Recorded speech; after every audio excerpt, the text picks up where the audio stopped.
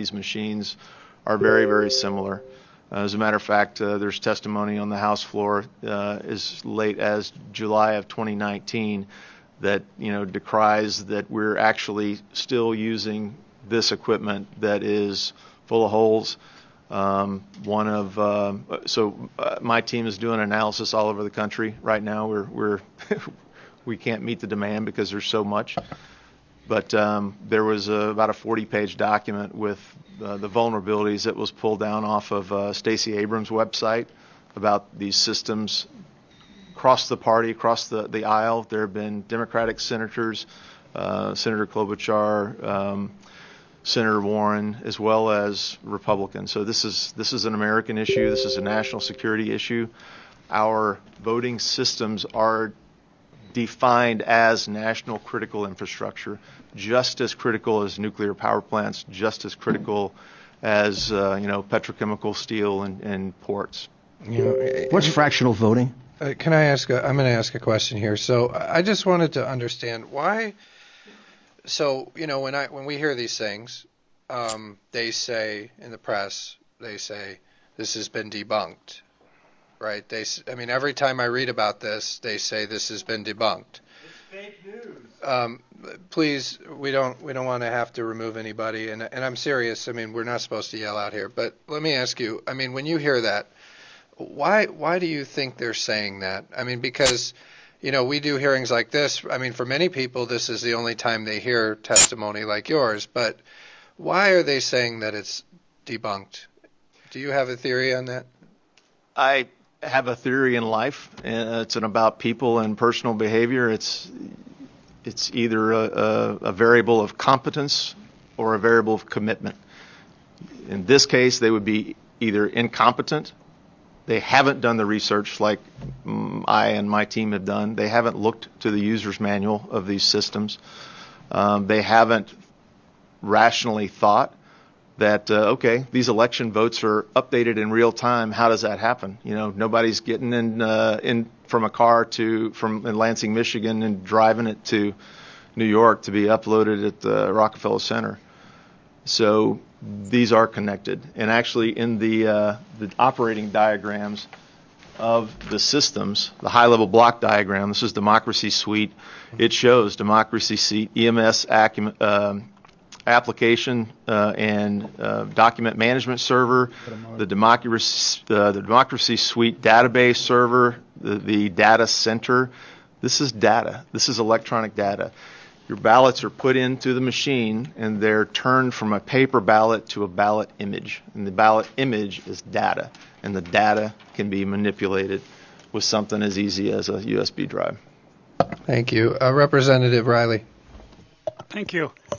So I'm just trying to figure out, would not a recount detect if you had a software manipulate the votes? Wouldn't that be easily seen? So what we observed, and your other witnesses tonight observed, is a injection of paper ballots. Whether those are accurate or not, you could recount the manual ballots, but unless you did a forensic audit of the ballot itself, you wouldn't be able to tell if the ballot was fraudulent or pre-printed. We have technology to be able to do that. A gentleman that I'm associated with in Texas, his name is Jovan Pulitzer. He invented the QR code and scanner and scanning capability, owns a patent on all that. He's devised a way to determine fake ballots or ballots who were pre-printed. So yeah, but isn't that another issue altogether? I'm just talking about this is a multifaceted issue, but yes, the forensics data, if you have access to the software code that was driving the algorithms in these machines, and I say algorithm because the data that's the raw feed of the data is reported in decimal places. So if you're tabulating votes, your vote, my vote, Representative Johnson's votes, well, that's 3 votes. This data is reported in 3-digit fractions. So how is that possible in an additive function? So the software and the code is what we would need, or a qualified forensics team of your choice would need to look at to determine what algorithms were in the USB drives that drive the machines. And the number pattern that we see is that they would pick 3 to 4 precincts. They would run the algorithm for an X amount of time till they got close to the precinct threshold so it wouldn't kick off the overvote situation, and then they would move it to another precinct. So this is a complex issue with injection. In Pennsylvania, we heard a gentleman who, again, signed an affidavit as a truck driver that he delivered a truckload of ballots to a vacant lot in Pennsylvania from New York, and his assumption was the ballots were just left there. There was no one there to sign his bill of lading, to give the bill of lading. So the hypothesis or the assumption is that was used as a staging area for people to go pick up pre-printed ballots to move into the system. For example, what we saw in some of the late absentee numbers in Michigan. Thank you. Thank you. All right. With that, we'll move on. Thank you for your testimony today. We appreciate it. And now we're going to invite up one more person, Monica Palmer, who's a Wayne County canvasser, if I understand right. And then we'll let you testify for a couple minutes, tell your story, and then we'll let the Trump legal team close after that. So we ran a little long on that first witness, and we wanted to give some deference there because obviously she had been, she'd been through a lot, and she really shared a very powerful story, and you could tell. I mean, it's intimidating to come here to the legislature and to deal with what she's dealt with, but we appreciate that she came to tell her story. We wanted to give her some time, but we wanted to also allow you, Monica, to come in and testify. So when you're ready, please tell your story and explain why you're here. Thank you. You push the red button. Thank you, Chairman Hall and members of the committee. I appreciate the opportunity to address you this evening. I am Monica Palmer. I am the chair of the Wayne County Board of Canvassers. As you may be aware, after the primary, we had 76% of the precincts, the absentee precincts in the city of Detroit were unrecountable because they were out of balance without explanation. We had bipartisan support and a request for an investigation by the State Bureau of Elections, and we requested the Secretary of State to assist with administering the general election in November in the city of Detroit for the absentees.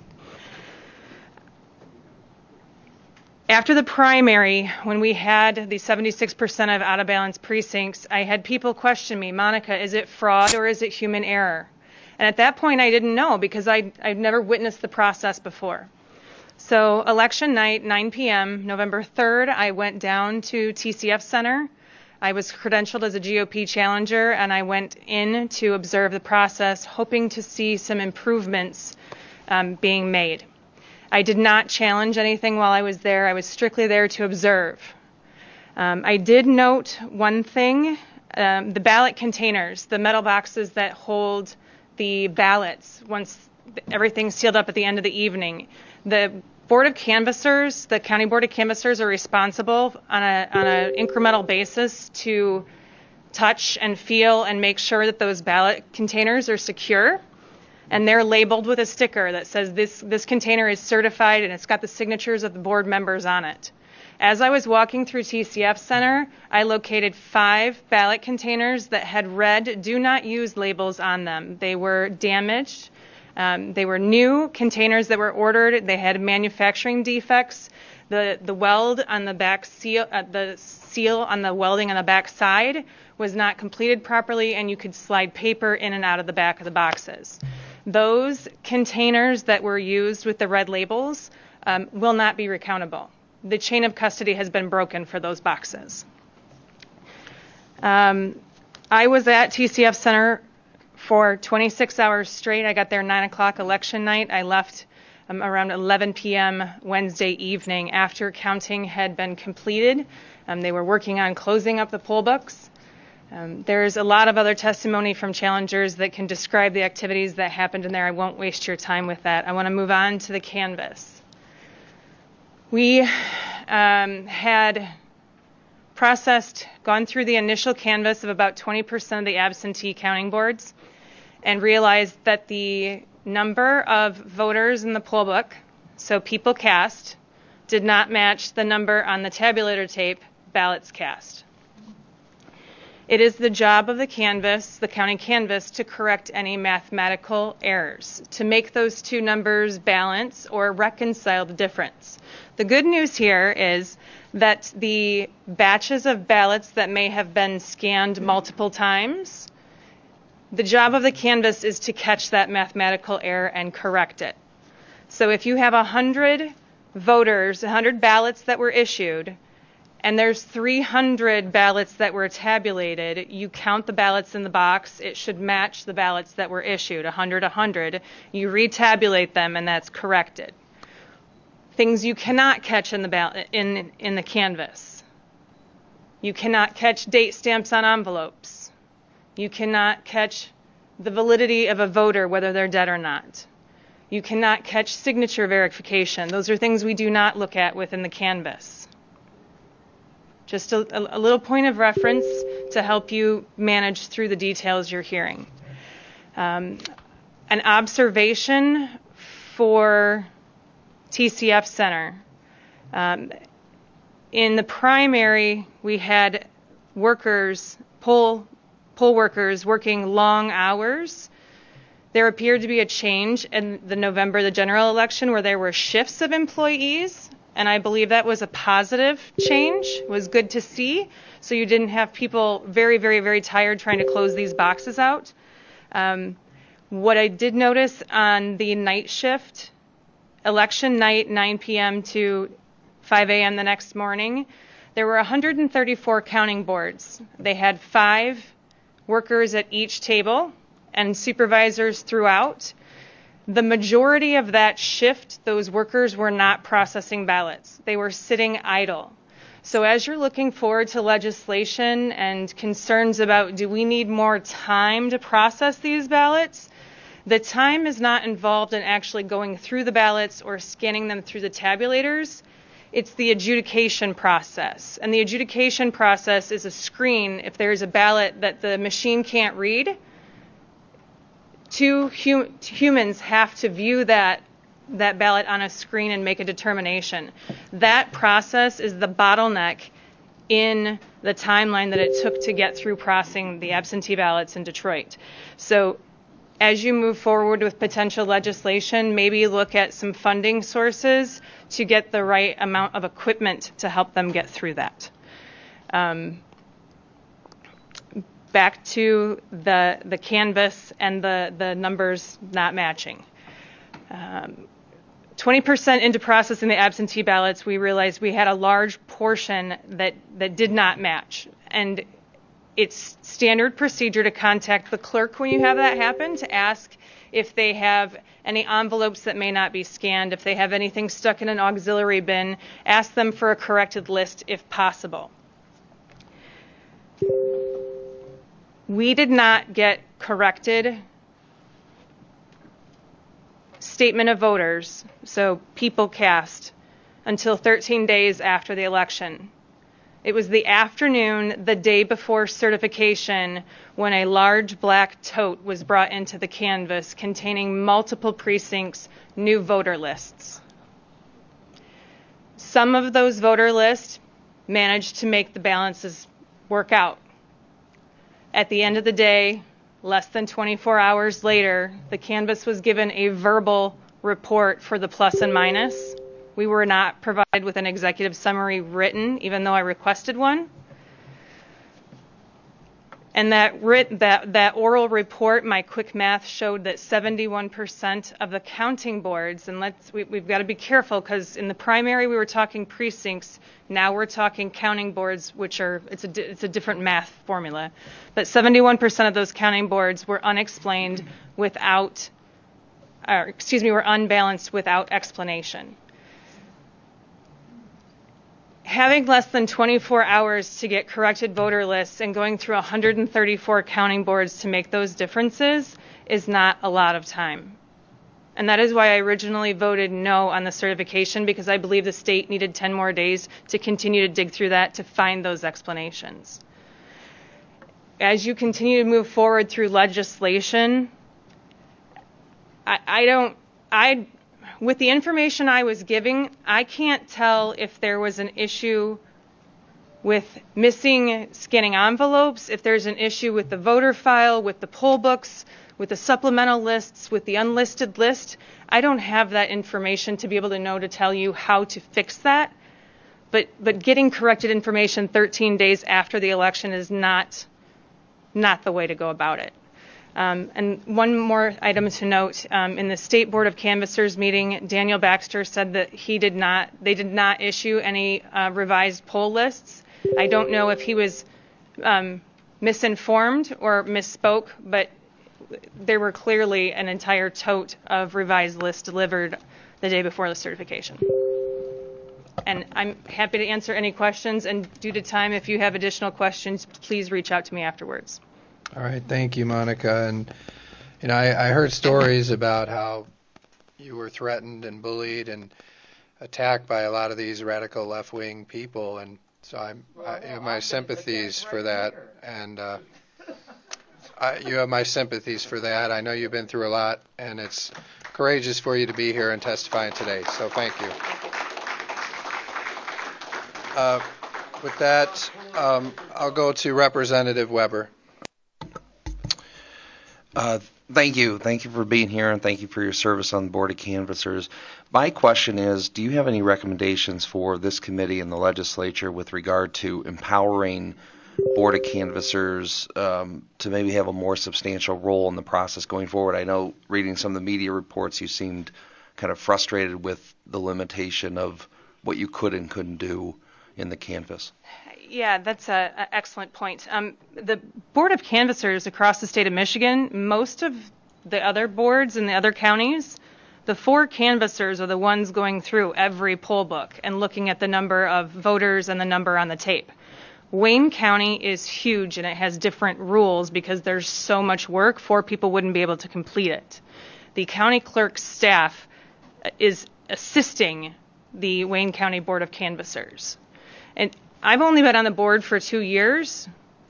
I roll up my sleeves and get involved, and I'm going through poll books with staff to help understand the process. I think if I'm going to certify this election, attesting that it's valid, I need to know what's going on. My understanding is that Wayne County operating differently has not been involved in the actual processing process that much. But in return, I think maybe what you might have been asking was more authority for the Board of Canvassers, because we have no control over what the clerk does. We have no control over the Secretary of State. We have no authority to demand an audit. We have no authority to tell anyone how to change their processes. But at the end of the day, we're holding the bag for whatever results come out of the election. Thank you. Representative Camilleri. Thank you, Mr. Chair, and thank you for your testimony. I also first wanted to say thank you for doing your job and certifying the election. I really do appreciate that. One thing that I would like for us to just clarify here, as we know, the unbalanced precincts are not unique. It's not unique to this election. It happens in other elections in years past. The rate of unbalanced precincts in Detroit and cities like Livonia were roughly the same. So why did we have such a focus from your public statements as well as others that you've made to the media and at your Board of Canvassers meeting? Why was the focus specifically on Detroit's unbalanced precincts and not more so on other cities like the city of Livonia? I was not given a written executive summary prior to the meeting. If you watch the Zoom call, staff was listing off communities plus or minus in or out of balance. They're referred to Detroit or out of county. Livonia was specifically brought up because there were some troubles there. But when you're referencing out of county and Detroit, it's already separated into two different groups. I was doing the math on fly, scribbling, and referenced the percentage, comparing it to the primary because we already had identified that there was an issue that we were hoping to see some improvements in. The actual motion that came to certify the election, that came with a resolution for an audit, requested an audit of all of Wayne County, all of the unbalanced, unexplained precincts, not just the city of Detroit. It did get heated after the no vote, and there was some hostility from board member comments. There was some pressure from council. I did initially reference Detroit first. A few sentences later, I did bring up Livonia as well. I was not singling out one community. This is about making sure that we have accurate documentation that can be audited and that there's explanations, and that's what I was trying to accomplish. Thank you. Yeah, and I understand, like in Livonia, and this might not be related, but in Livonia, I heard because we had a state house race there that was pretty close, a couple hundred votes. And then what I understand happened is that somehow they can't recount most of the precincts. Can you explain that? Sure. So if you have 103 ballots that are issued, people cast. If you have 3 individuals who spoil their ballot, they make a mistake and they take it and they say, I need a new ballot. So you issue another one. So now you have 106 ballots that have been issued. You only have 103 that are counted, and you have 3 ballots that are in an envelope for spoiled ballots. 106 does not equal 103, but there are notes in the poll book and there are spoiled ballots that you can reconcile the difference. They're out of balance. It's a normal occurrence, not a problem. The problem is when you have 106 ballots cast, people, and you've got 135 in your total for the votes for the night. And if there's no explanation in the poll books how you get there, it's not recountable, and that is a problem.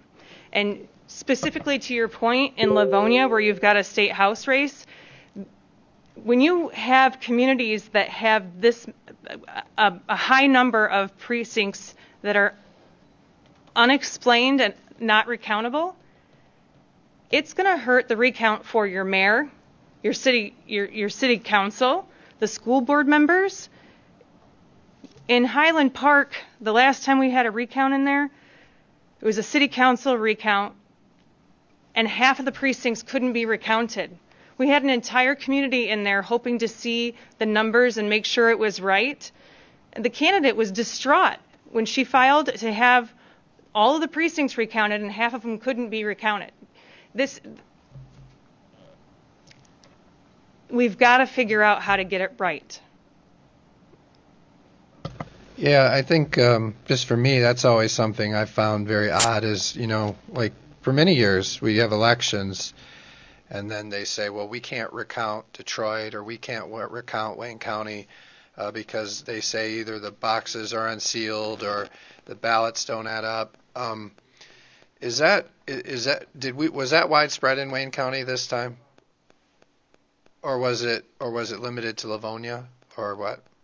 Again, if I had a written executive summary that showed me every precinct for the entire county, I could have prepared and highlighted and went, these 15 communities outside of Detroit all had problems. I don't have that information. I still don't have that report. Wow. Now what is being, in Wayne County, which is where you can speak to, do you know, why does this sort of thing happen election after election? And maybe it happens elsewhere, but you're the Wayne County canvasser, so I just want to understand. As a canvasser, what do you say to the elections people when they tell you this year again, the ballot boxes are unsealed, the ballots don't add up? What do you say to them? Because I can't figure it out. Why is it always that way? What do you say to them to improve that? Please, sir. Please, sir. Please, sir. Please, sir. Please, sir. All right.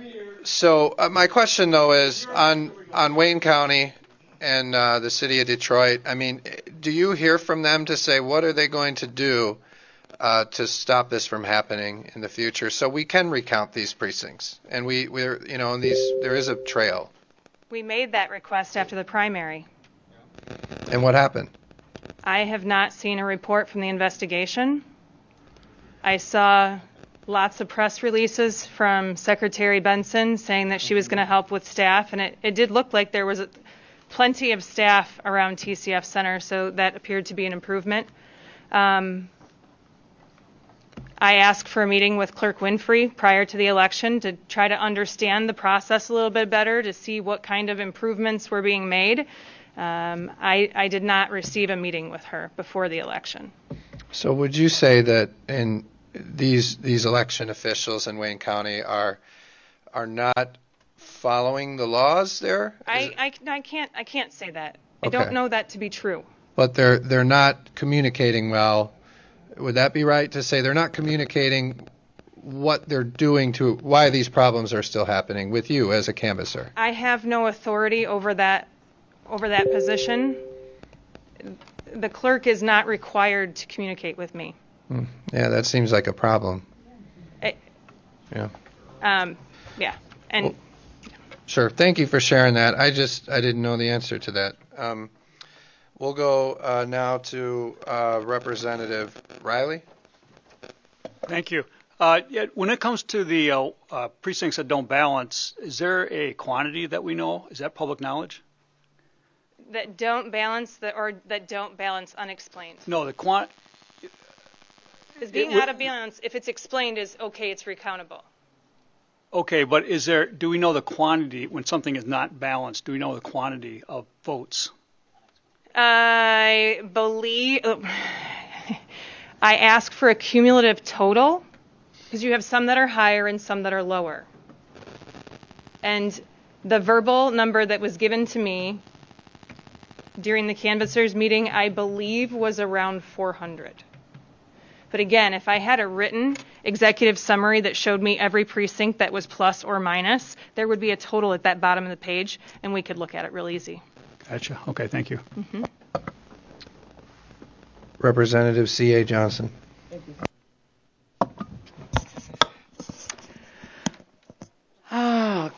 Good afternoon, and thank you for being here, and thank you for what you do, and thank you for your vote. Please, let's let her ask questions. Mr. Chair, when we get a chance, I'd like to have this kind of even because we have a Detroiter. Representative, I think you made that point earlier, and as I said, we're going to have more hearings, but what is your question? No, I would like to have her address this body. Okay. She is a Detroiter. We're going to move on, Representative, if you don't have a question. I'll go now to Representative Johnson, Steve Johnson. Thank you, Mr. Chair. So you talked about getting a number of revised poll books. Could you explain what that is? Because I'm not an elections guy. Sure. Explain that to me. Thank you. Okay. In your poll book, there is a section that's the statement of voters. So for the absentees, it will show all the absentee ballots that were issued, requested, issued, and received. And you can see the dates in there for every person. And there's a total at the bottom.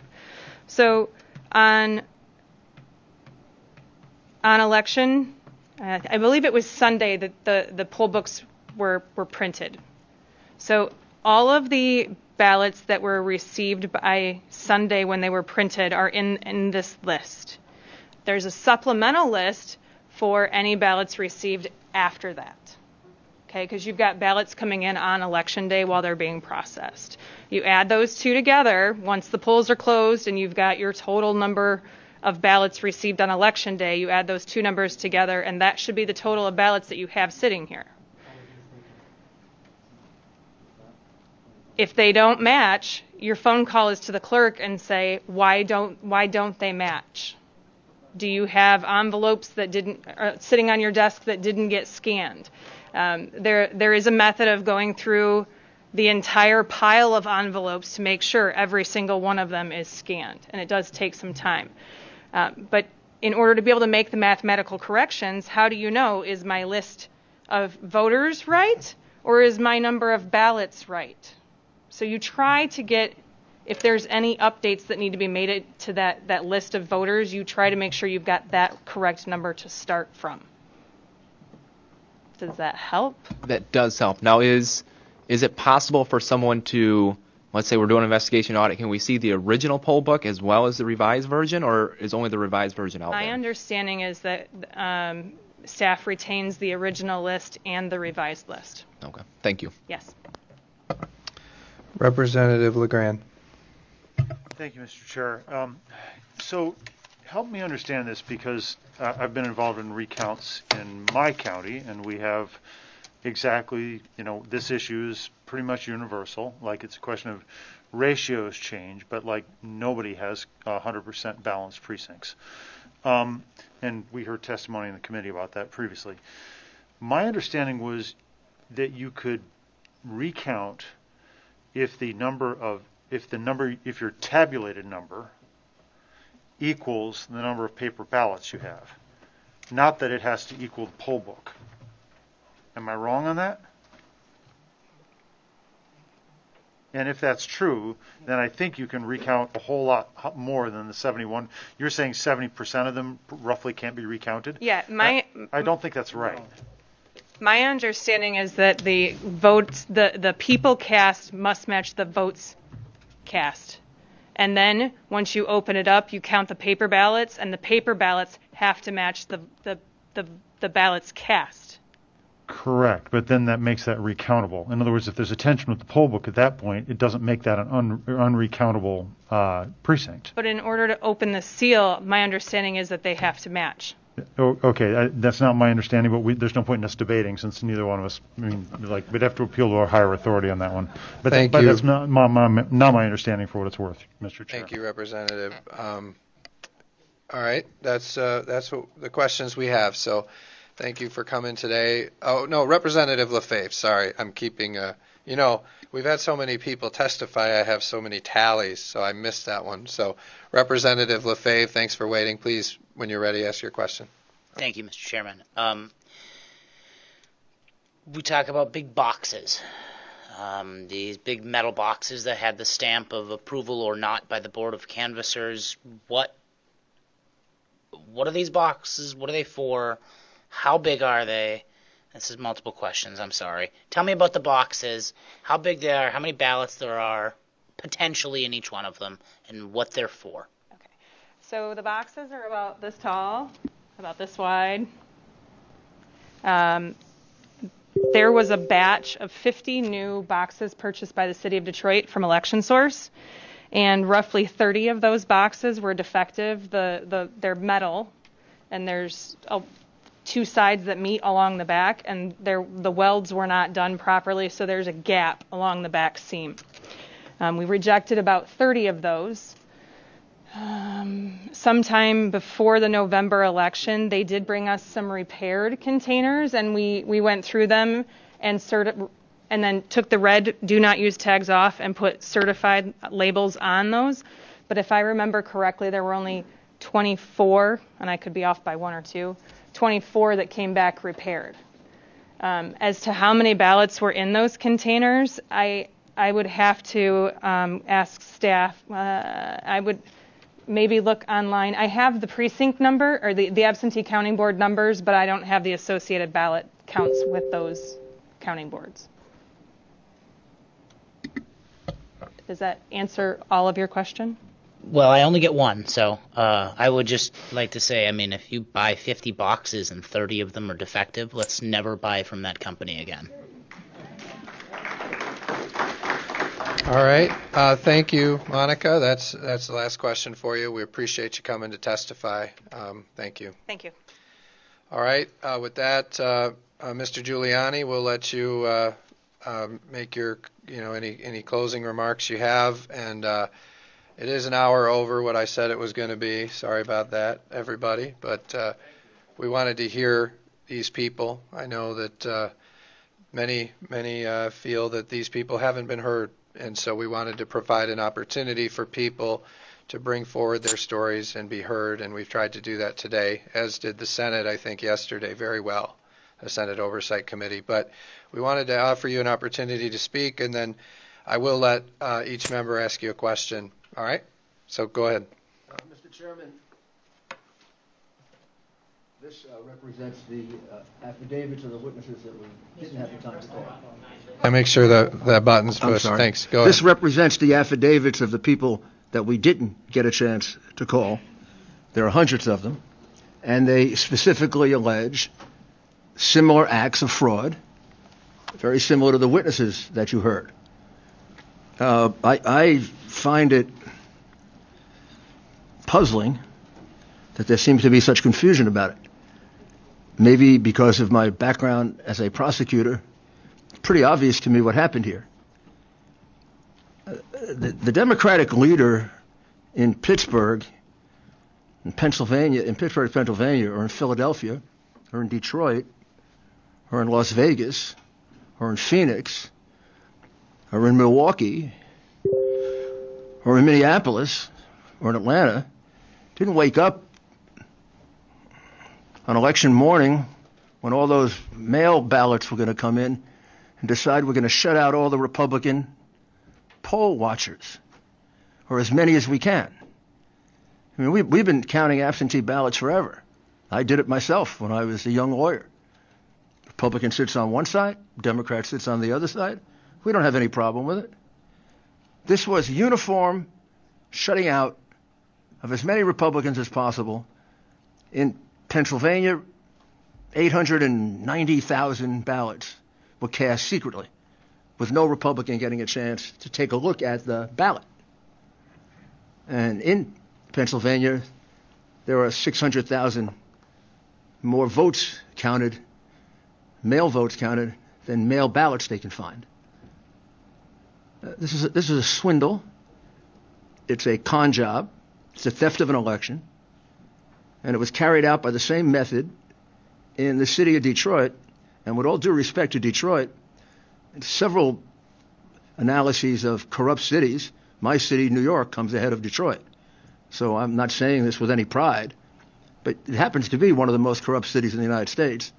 On any measure, I just checked online here, it comes in 4th, 5th, 3rd, 7th, 8th. Several times New York comes in ahead. So I wonder why the confusion about what happened. They stole the election. Not the first one they stole, not the last one they're going to steal unless you do something about it. But you do something real, not, let's see how we're going to fix it. You've been fixing it for years, and it hasn't gotten fixed. They've been stealing elections for years. And this time, they got a chance to steal it really big because of the ridiculous mail ballot that was created. Back in 1960, the mayor of Chicago, the most corrupt city in America, by the way, just in case, on all the lists, by far, we can all feel better. Chicago's the most corrupt. He helped to steal the 1960 election by holding back the ballots in Chicago so the Republican ballots would come in, and then along with a gentleman named Sam Giancana, they got the ballots they needed to elect their candidate. Last year, 2 years ago in Florida, the same thing happened in Palm Beach and Broward County. It was a 2-point election, Senate, governor. Palm Beach County took 2.5 weeks to report. And finally it ended when they caught a truck like the one coming from Bayport, New York to Philadelphia. They caught a truck in Jacksonville headed to Palm Beach with 100,000 ballots that pretended to be Palm Beach ballots, but they were done up in Jacksonville.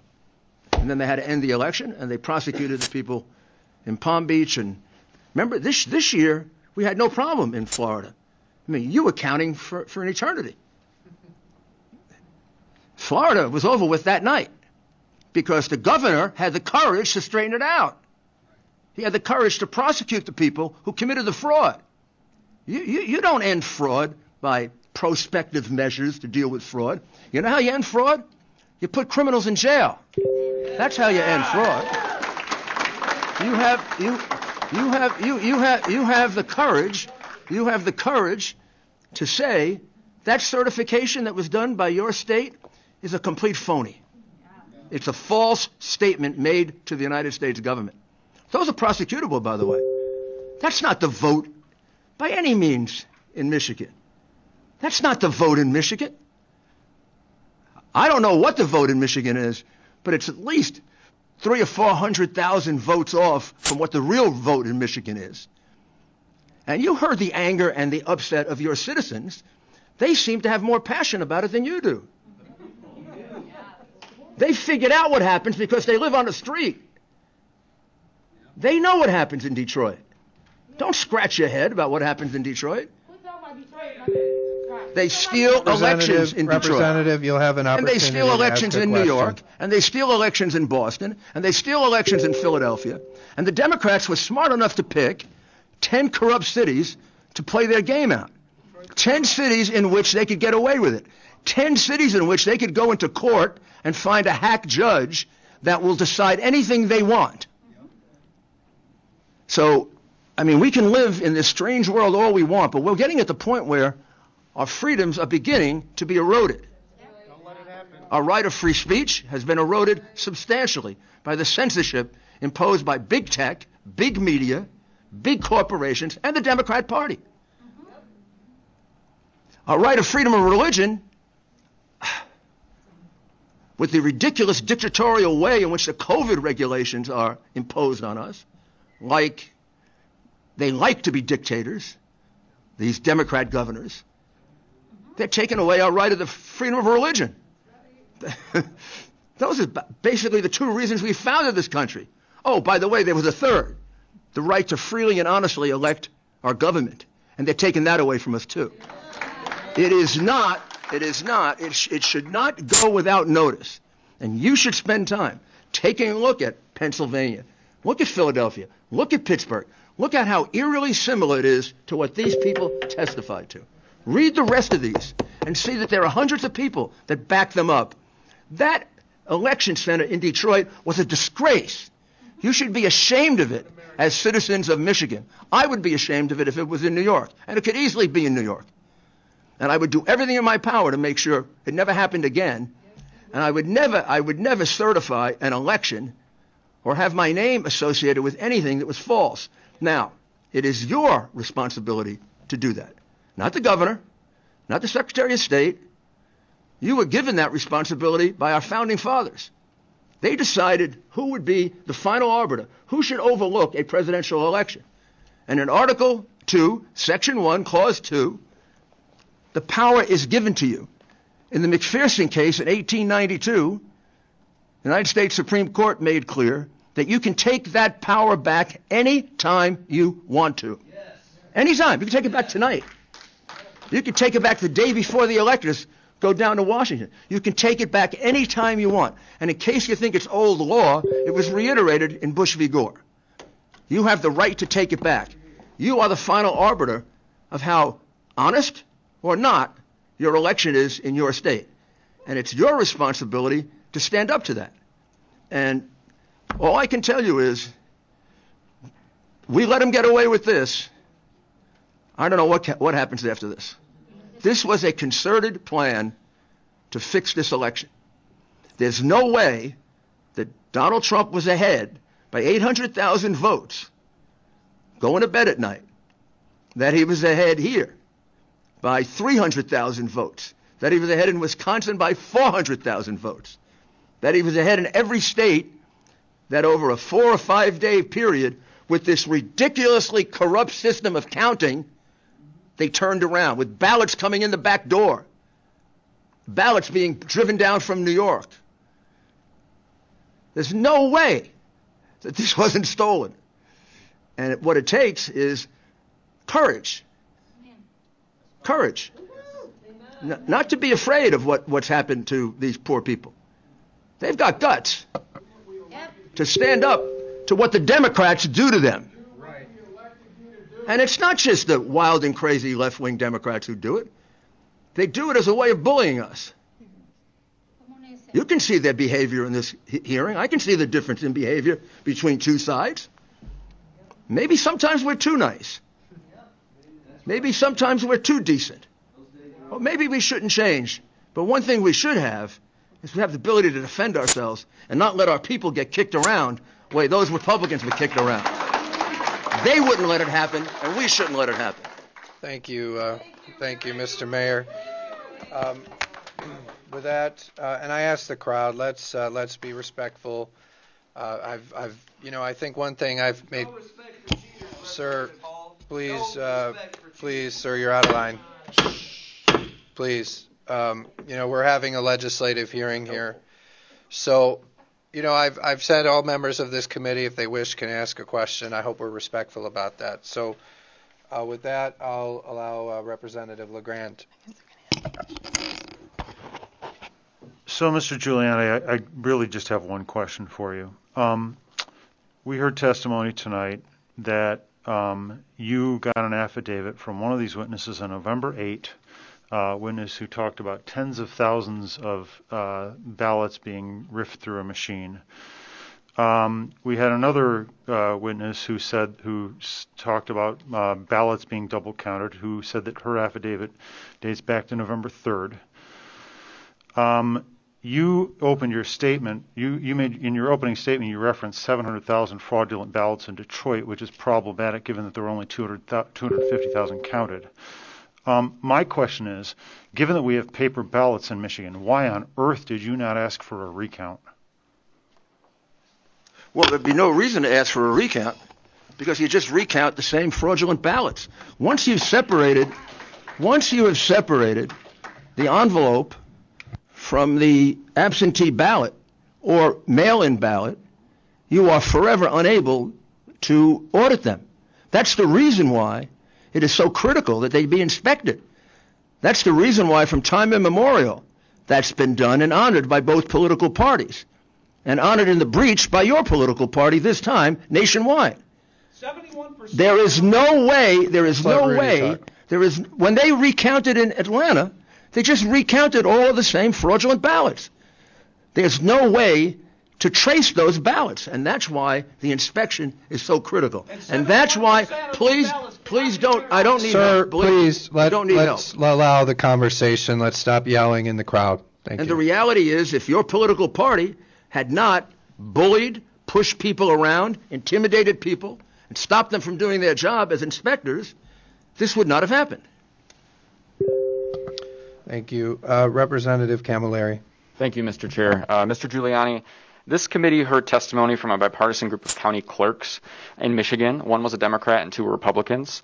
They testified that they found no evidence whatsoever of widespread irregularities in this election, and they lauded the municipal clerks and their teams who run elections in Michigan for their tireless effort and commitment to free, fair, and safe elections.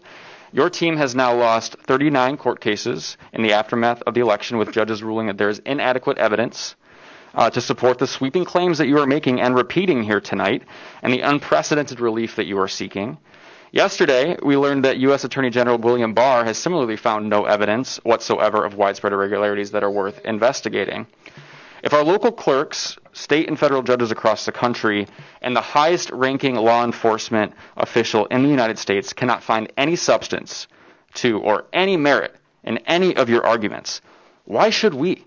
Why should we sit here in the show that you are partaking in and taking around the country if no one has found any evidence whatsoever of any of your wrongdoing? And why should we not believe the reported attempts of you to try to seek a pardon from the president? What was the last part? That last part is not relevant. You're attempting to seek a pardon, so why is this not part of that? I will ask that he be disciplined for that. First of all, hold on. First of all, what he says is untrue. Second, that is a defamation of my professional character. Do you allow that? Do you allow that to happen in your legislature? No. As I said, reported. As I said, Representative, let's keep it limited to the germane issue here. So, Mr. Guiliani, let me ask the question. Just for the record, we haven't lost 39 cases. We've only brought 3. So you're wrong about that. Second, the reason why people are reaching those conclusions is because, like you, they don't have the discipline, maybe the intelligence, I don't know, to read through this, and to read 20 more like it. You can't tell me there's no evidence when I have a couple of thousand affidavits from people. You can't tell me that your credibility is better than the credibility of those people. They swore under oath. You didn't. And you seem very, very free to lie. Mr. Giuliani, I'm just you have hoping, a point of order? I'm just hoping to get an answer to the other questions about Mr. Barr and others who have disproven a lot of I gave you the answer. You have a point of order? The answer that I gave you is they didn't bother to interview a single witness. Just like you, they don't want to know the truth. Well, you probably know the truth. I'm worried about their not wanting to know the truth. Thank you. Representative C.A. Johnson. Well, I want to take the time to thank everybody and to thank you, Mr. Giuliani. And I will take the time to just give some quotes that some of my constituents made today. Our elected officials should be condemning. What is your question, Representative? Sir. I'm asking you, what is your question? No, I don't have a question. I would like If you don't have a question, then we're going to move on, Representative. No, that is not fair, sir. Representative Riley, our elected officials should be condemning, not... I'm sorry, you're out of order, Representative. You're out of order. You're out of order. You don't have a question. You're out of order. Representative, you're out of order. You're out of order, Representative. You're out of order, ma'am. You're out of order, Representative. Representative Riley. Thank you. Mr. Giuliani. So I just wanted to make sure that you're aware that there was real concern before this election by many individuals that there was going to be some crimes committed.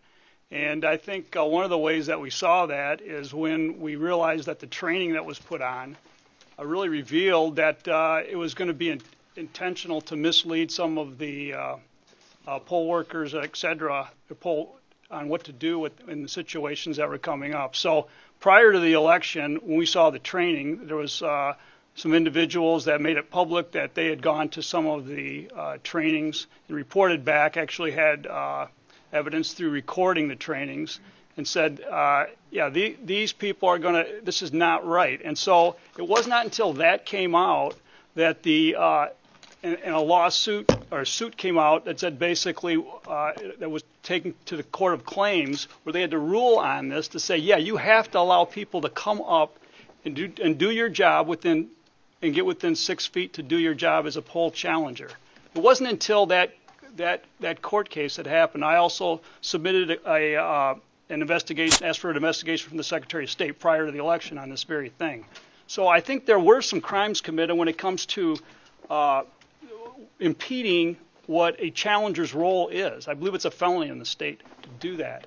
And we have a responsibility, I believe, to do that. So I just want to make sure you're aware that we saw this coming and there was an effort to head this off. Well, I appreciate that. Only thing I would say is I believe it's much worse than you realized it was going to be, and it is not confined by any means to Michigan. I mean, this is what you are describing, cutting off Republican inspectors, happened in 10 cities, all Democrat-controlled cities, all cities with a history of corruption, and in numbers that are not insignificant, in numbers like the hundreds of thousands. Enough to change the election. All right, and I guess Representative Steve Johnson. Thank you, Mr. Chair. Thank you, Mr. Giuliani, for being here today. The purpose of this committee is to search for truth. Whether you like it or not, the goal here is truth. What really happened? In that search for truth are things maybe we aren't happy with, maybe things we are happy with. It's led me to a couple understandings here that are going to probably make people on both sides angry. Number one, starting with Dominion. People that are essentially running our election, refusing to come before this committee and explain themselves. Amen. They are essentially a government contractor. We pay them, I assume, millions of dollars, and yet they will not come before this committee to answer tough questions. I think at the very least their contract should be pulled going forward. However, let me continue. We could sit here and we could talk all day long about Dominion, about whether it's accurate, whether there's fraud, whether they're cheating, whether there's foreign influence. And your word is as good as mine. The only way we can actually know for sure whether Dominion actually changed the results of the election is through a hand recount. Now, I understand a hand recount would not. I understand Let's that a let hand Representative recount Johnson speak, please. would not find dead people voting, would not find maybe illegal people voting, but a hand recount would determine if 20 votes went in for someone and the machine said 25 votes came out. A hand recount would identify that. And yet 48 hours, you have 48 hours after the vote certification to request the recount, and we never got that. So instead, what we hear is a lot of talk, a lot of thoughts, a lot of allegations, but we had one opportunity to actually do this, and the Trump campaign did not make that request. That's number one. Moving to Detroit, which is where a lot of this has been centered, and rightfully so. What we saw at the TCF Center was absolutely unacceptable. When you see where they are purposely violating a court order regarding the 6-foot rule, a purposeful violation. This isn't some old court order. This was right before the election. They knew darn well about that court order, and they purposely violated that. Chain of custody issues, absolutely huge. They have boxes that are open with ballots. Shocking. It's a box. You can't find a box that actually does its job. And then when you see, and there's video proof of this, not only just the testimony today, but you can see it online where when Republicans were being kicked out, they were being cheered. People were cheering when Republicans were being kicked out. And Republicans were not being let in to fill those spots. When you see the number of out-of-balance precincts, out-of-balance counting boards, not just this election, but previous elections as well in the city of Detroit, the citizens of Detroit deserve better. I quite frankly believe their city clerk should resign based off of their... Representative, I'm going to get my question right here. All right. However, looking at the votes in Detroit, the votes that are reported, 2016, Hillary Clinton received 234,871 votes. Biden this year, in a high record turnout year, 233,908. That means Biden received 1,000 less votes than Hillary Clinton, one of the most despised candidates of all time. Trump, 2016, 7,682 votes. 2020, 12,654. A 5,000 vote increase. So, to Mr. Guiliani, my question to you is, looking at all of the issues with Detroit, and there are a lot of them, how can we still justify that there was that mass cheating when still Trump's numbers increased by a net 5% versus years before? If someone were cheating, would those numbers not go the exact opposite direction? No. It might have increased by 10% if it were a legitimate vote. I mean, he was ahead here. He was ahead here by 300,000 votes, which was a massive surprise. Also, let me go back to why we didn't ask for a recount. Doing a recount of the machines is not going to give us anything but the same false result. What we need is a forensic examination of the machines. Number two, this election was, I don't know how much the machines are going to yield anyway. This election was stolen by mail-in ballots. Those are the ballots that were stuck in the machine 8 times, 9 times, 10 times. Look at the numbers. I mean, Biden, I'm guessing now, I've forgotten the numbers here, but Biden got like 80% of the mail-in ballot vote, and Trump got 75% of the election day vote. So we're not going to quarrel with the election day vote. The election day vote is not what stole the election from us. It's the mail ballots, the ones that they wouldn't allow us to inspect. I mean, do you really think, Representative, that they shut us out from inspecting the ballots because they were handling the ballots honestly? I mean, do you really think they en masse pushed us out, put us in corrals, pushed us away, went to court to fight whether or not we can be close to the ballots. You think they did that because they were doing a very careful, honest vote? I doubt it. I've been very clear that I think there's some major issues there.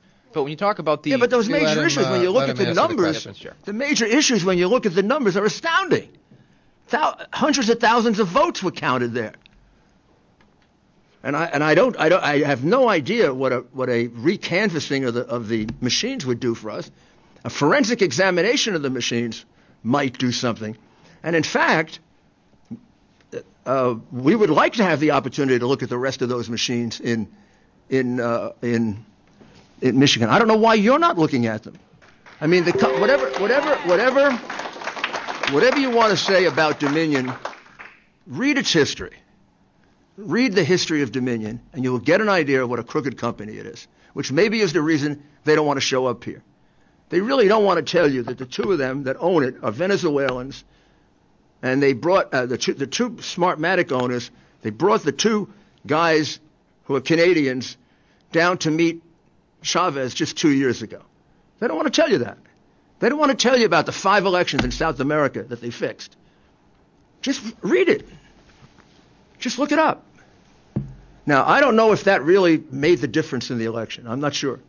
But I do know their plan was to steal this election based on this massive mail-in vote, which, by the way, we have for 20 years been warned against. For 20 years, people wiser than us have said, Justice Souter, President Carter, Secretary Baker, Columbia University. You read reports on what is the most dangerous form of voting. What form of voting can be manipulated, and where can you carry out fraud the most? And it's mail-in ballots. And we were stupid enough to go to mail-in ballots. All right, Representative Lefebvre. Thank you, Mr. Chairman. Attorney Jenna Ellis, Mayor Guiliani, all of the witnesses, committee members, Mr. Chairman, I appreciate everybody coming today. I think this was helpful. I've personally got a lot of things that are troubling as well. But my only question for this last witness is what specifically do you want us to do? Is it you're coming here today and saying that based on all of these concerning issues, you want the State House and Senate of Michigan to hand the president of the 16 electoral votes for Michigan? Is that what your ask is today? No, I didn't ask that. I asked that you hold, that you take back your power under Article 2, Section 1, Clause 2 of the Constitution, that you take back that power and that you spend the time not just to listen to, I gave you you shouldn't decide anything based on what I gave you. It's just a sample. It's just a sample of things. There's a plethora of evidence that you can go through that will convince you that this election was stolen. I would ask you to go through that. Don't let it just get taken from us, and then we'll find out a year from now what the real plot was. And take a look, to some extent, at what happened in other states. Because the fact that it's so similar in other states gives you a sense that what we're dealing with here was a plan. Not just an accidental, oh gosh, Detroit stole an election, or Chicago stole an election, or New York stole an election. But I think you have a responsibility to go into session, take back look, the people who certified your election, what are they worth? Can't trust them. Yeah, I wouldn't have put my name on that piece of paper. Not worth any of it. The piece of paper's a lie. We all know it's a lie. We know the figures there aren't correct. They're such wonderful public servants, they put their name on a lie. Why don't you spend the time to find out what the right numbers should be? I guess, Mr. Mayor, my problem is we have these certifiers who I think, and maybe I'm wrong, but at least in one particular example, they didn't feel confident. They certified the vote. And now you're asked, the legislature is to take, and if I'm wrong again, tell me, to take evidence that and put my name to it and say that this is definitely what happened. This is somebody won. I assume it wasn't Kanye West. I don't know. But to figure it out, and you want us to make the decision and then put our stamp of approval on it. No, I don't want you to do it. The Constitution of the United States says you should do it. We want you to do it. All right. I don't want you to do it. Please, let's read the Federalist stop. Papers. It was given to you as the ultimate plenary power because you're the body closest to the people, and therefore the body that they believe could be most trusted to protect the people. Thank you, Mr. Not the bureaucrats who made that decision. Thank you. Representative C.A. Johnson, are you willing to make a question? Quick question. Sure. Very quick. Mr. Guiliani. Hi again. Hello. Do you think that both you and the president are honest men? Do I really have to answer that question? Yes. Representative C.A. Johnson, Representative, answer it. Representative, do you have a point of order? I'm asking the question. Representative, I'm asking the question. We need a question related to the election. Representative, you're out of order. Out of order. Representative, you're out of order. Representative, if you want to ask a question about the election, you can ask the question. But that is not about the election. So, do you have a question about the election, Representative? I can't because this is a show. No, I just can't. Representative, do you have a hold on, Representative? Do you really believe? Representative, do you have a question about the election? Yes. All right, then I'll turn your mic on. Ask the question about the Mr. election. Giuliani. Oh, did you turn it off? If you have a question Giuliani. about the election, ask it. I can hear you. Mr. Giuliani. Do you believe that the citizens of Detroit, those who have voted, feel like what you're doing today is disenfranchising or attempting to disenfranchise the citizens of Detroit? Just the opposite. I would say that trying to Let him separate answer. the honest from the dishonest vote is saving the franchise because every dishonest vote deprives an honest person of their vote. I agree. I absolutely agree. Let's let And him, so- Representative, let's let him answer the question. Yeah, he just did. Okay, then. Yeah, I think, he just did. Oh, And then- so I agree with you. Dishonesty is dishonesty, right? Right. Thank you, Representative. All right, Mr. Giuliani, I think that's the question's for you. I know Jenna Ellis asked to say something. I'm not sure what, but And I appreciate all of the members of the panel. And typically what I've done before two other states is to explain the Constitution and to explain your duty. However, in this particular legislature, it's very apparent that the circus has only been from one side. The witnesses that have appeared before you today have done so as honest, sincere, and forthright citizens bringing concerns to you. And when you are saying that there are concerns but only looking forward, you're not doing your constitutionally obligated and mandated duty. And what we're here to do today is to present to you the evidence that we've been able to do in the last 4 hours. Mayor Giuliani is very correct that this is only a sample. But no honest person can hear these citizens of your own state today look at what happened in Wayne County with the bullying of the two GOP Board of Canvassers when they didn't want to certify the election and can let this proceed. What the Constitution obligates you to do is to take back your plenary power because the certification was false, clearly. And you can do that, and you should do that, because you have an obligation as state legislators. Now, normally, when I've testified in front of state legislators, it's about policy and it's about legislation. This isn't about policy. It's not about politics. It's not about Democrat versus Republican. It's not even about President Trump versus Joe Biden. This is about election integrity.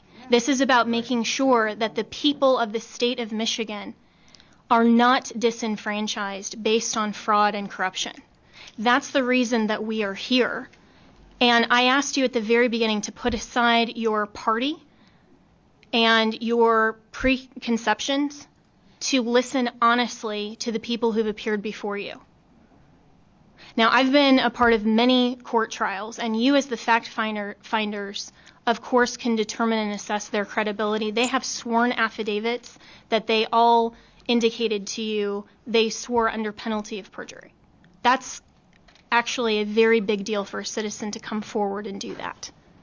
They're doing this because they're patriots and because America cannot function and exist without free and fair elections. Our founders understood that, and that's why they obligated you to be the last guardians of that process.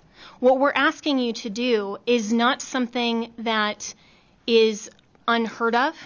It's not even something that hasn't been contemplated by our United States Supreme Court, which held in that 1892 case that was then cited favorably in Bush v. Gore, that this is your plenary, meaning absolute power. And if you, after an investigation, find that you want to certify the results, that is your prerogative. What we asked initially in the filing of our lawsuits, which, Representative, there were only 3 initially.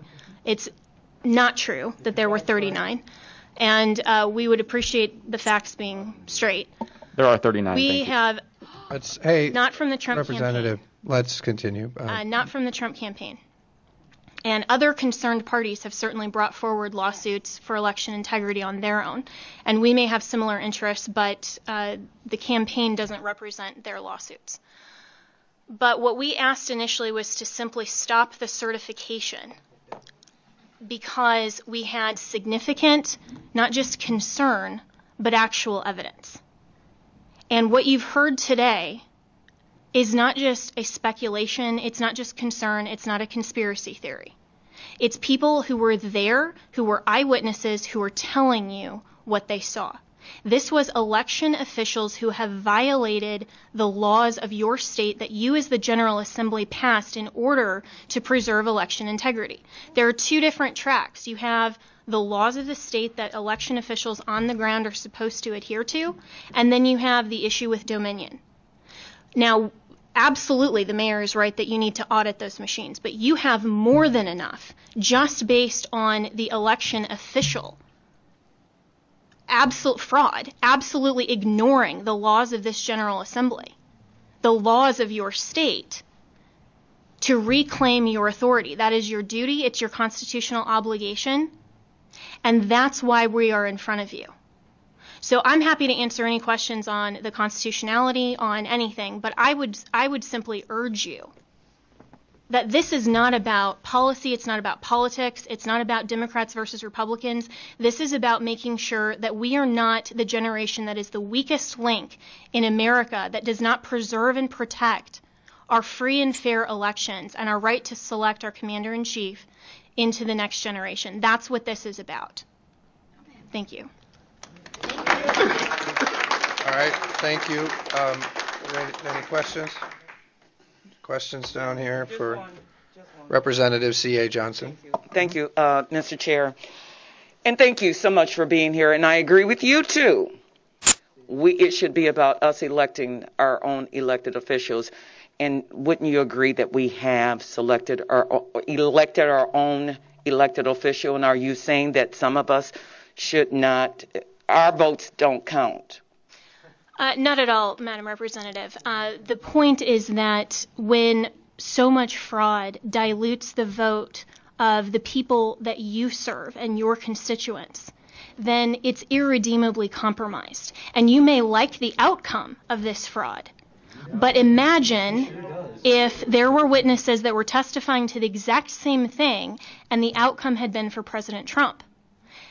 The point here is that corruption is corruption and it dilutes the vote, and that cannot stand. And so, no, your state has not actually selected anyone for president. I mean, in fact, the representative said Kanye, maybe. He doesn't know. I think that's where everyone is at, where we don't know. And what we do know is that there has been a massive amount of fraud, irregularities, and Thank you. I'm still finishing. Thank you. There have been massive amount of irregularities. There have been ignorance and complete disregard for the law of the state of Michigan. And so when it is so irredeemably compromised, when you have something like what happened in Wayne County, you have the intimidation of officials who are trying to do the right thing, intimidation even here in this committee of witnesses. That is unacceptable, and you should reclaim your constitutionally obligated authority so that you can make sure that the person that you send your delegates for genuinely reflects your constituency. And I hope that your constituency would demand and require that of you. All right, thank you. I don't see any other questions, so thank you for your testimony. Very much. Thank you, Mr. Mayor, too. And appreciate everyone who testified here today. We're grateful for